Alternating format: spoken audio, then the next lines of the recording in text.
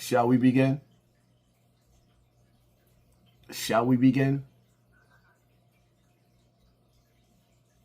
See the look on my face? After watching the clip of these gangbangers gangbanging,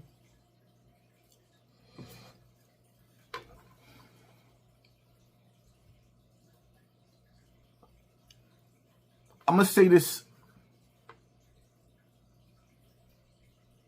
and I don't care who take it personal. To raise your children in the hood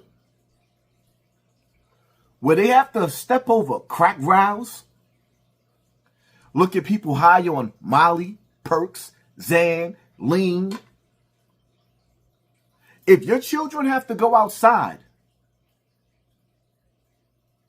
and you have to cover them and shield them on the floor because bullets is flying past them and you don't want them to get hit, and you have the money to move out of the hood, but you choose not to, that is child abuse.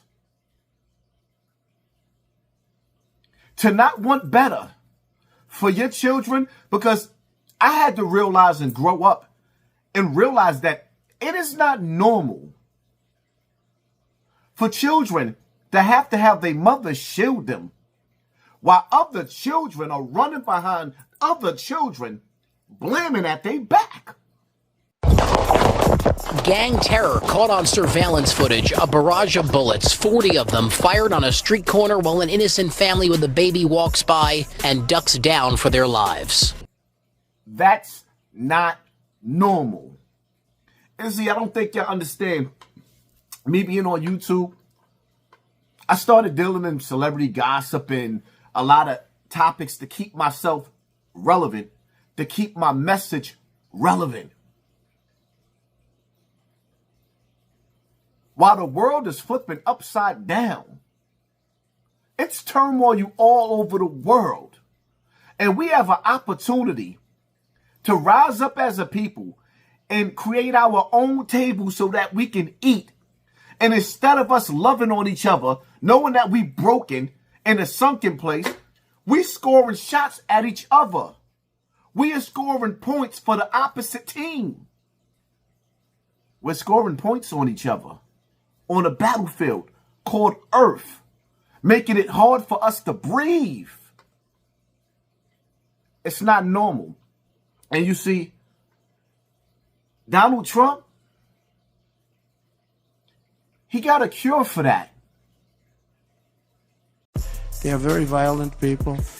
We also have many violent criminals in our country, however, that did not necessarily come here illegally, but have been arrested 30 times, 35 times, 41, 42 times in a couple of cases, 25 times, 18 times, many for murder and other heinous charges such as pushing people into subways. As the train's coming along at 45 miles an hour, boom, you get pushed into the subway. They had it last week. Hitting them in the head with baseball bats while they're not looking, punching old ladies in the face, knocking them unconscious and stealing their purse. They even break into apartments and rape elderly women and beat up elderly men, beat them to hell. And I don't want these violent repeat offenders in our country any more than I want illegal aliens from other countries who misbehave. And I say, and this is subject to getting it approved, but if they've been arrested many, many times, they're repeat offenders by many numbers, I want them out of our country. I also will be seeking permission to do so. We're going to get approval, hopefully, to get them the hell out of our country along with others. Let them be brought to a foreign land and maintained by others for a very small fee as opposed to be maintained in our jails for massive amounts of money, including the private prison companies that charge us a fortune. Let them be brought out of our country and let them live there for a while. Let's see how they like it. You'll see crime all over the country dry up. Essentially, that's what Venezuela and other countries are doing. They're getting rid of their criminals and putting them into the United States of America. And their crime is down by almost 80%. We're going to restore law and order in America, and we want to bring back the death penalty for these horrible people that kill people. It's always a tough thing to say, but nobody likes it. But if you don't do it, we're just looking for trouble. Donald Trump has a cure for that. Now, me,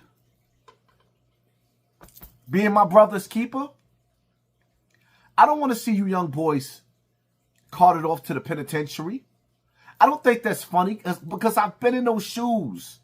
I know what it's like to be in C-74, 2 Upper, 4 Main, HDM, the Beacon, North Facility. I know all about that. It's not fun not knowing if you ever coming home again. And you dudes, y'all make it so hard because it's like, yo, if I had to watch the children in the ghetto and the mothers being afraid to come outside because your mother didn't raise you right, she raised you filled with hatred and your OGs misled you. Yeah, they misled you. That's why I had a serious problem with Brims stepping down. No, you can't step down until you undo what you did.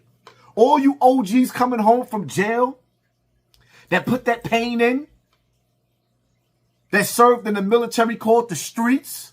Y'all served in the military called the streets. You think you could come home from jail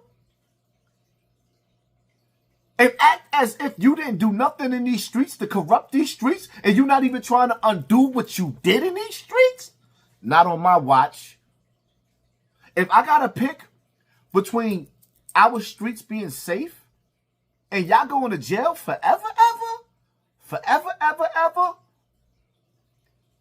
it's an easy choice when we watching babies on the curb, ducking and hiding.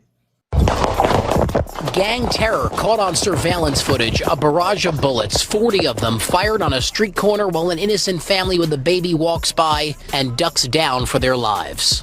Another man runs through the lobby of a building. Behind him, gunshots are fired.